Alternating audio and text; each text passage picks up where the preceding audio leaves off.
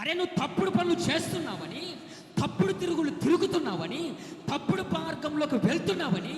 ఒక పెళ్లి చేస్తే ఒక భార్యను ఒక భర్తను తీసుకొనేసి నీకు అంటగడితే అప్పుడు నీ బుద్ధి మాడుకుంటావేమని, నీ బతుకు మాడుకుంటావేమని పెద్దలు మాట్లాడి నీవు చేసిన తప్పులన్నీ కప్పిపెట్టి నీ ఒక ఇంటి దాన్ని చేస్తే ఉన్న భార్యతో నువ్వు తృప్తి చెందటం లేదు, ఉన్న భర్తతో నువ్వు తృప్తి చెందటం లేదు.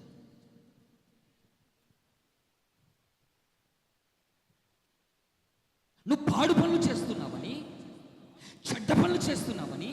కుటుంబానికి నీ ద్వారా అపకీర్తి వస్తుందని పెద్దలు ఆశించి ఇలా వదిలేస్తే కాదు, వీని ముక్కుకు ఒక గాలం వేయాలని నీకు పెళ్లి చేస్తే, పెళ్లి చేసిన తర్వాత కూడా నీ కుక్క బుద్ధి పోనించుకోవడం లేదే, నీ వంక